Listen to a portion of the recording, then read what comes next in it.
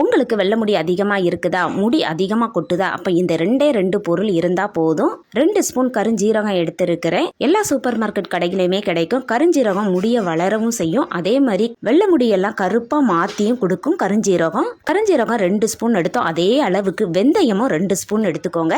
உடம்பு அதிக சூடாயிருச்சுன்னா முடி அதிகமாக கொட்டும். சூட்டை தணிக்கிறதுக்கு வெந்தயம் ரொம்ப யூஸ்ஃபுல்லாக இருக்கும். முடி வளர்ச்சியை தூண்டக்கூடியது வெந்தயம். அடுப்பு ஆன் பண்ணி கடாய் வச்சுருக்கேன். கடாய் நல்லா சூடானதும் எடுத்து வச்சுருக்க 2 ஸ்பூன் வெந்தயத்தையும் கருஞ்சீரகத்தையும் சேர்த்து நல்லா கருக வறுத்து எடுக்கணும். இந்த அளவுக்கு நல்லா கருமையாக வறுத்து எடுத்தாதான் நல்லா டார்க் கலரில் பிடிக்கும். வறுத்து எடுத்ததுக்கப்புறம் நல்லா ஆறுனதும் மிக்சி ஜாரில் சேர்த்து நல்லா நைஸாக பவுட்ரு பண்ணி எடுத்துகிட்டு வந்துக்கலாம். இந்த பவுடரை ஒரு பாக்ஸில் போட்டு ஸ்டோர் பண்ணி வச்சுக்கிட்டிங்கன்னா தேவைப்படும் போது எடுத்து யூஸ் பண்ணிக்கலாம். இப்போ இதை எப்படி யூஸ் பண்ணணும் அப்படிங்கிறத சொல்லுது. இதில் இருந்து 2 ஸ்பூன் ஒரு பவுலில் சேர்த்துக்கிறேன். சேர்த்துட்டு தேவையான அளவு தேங்காய் எண்ணெய் சேர்த்து நல்லா மிக்ஸ் பண்ணி எடுத்துக்கோங்க.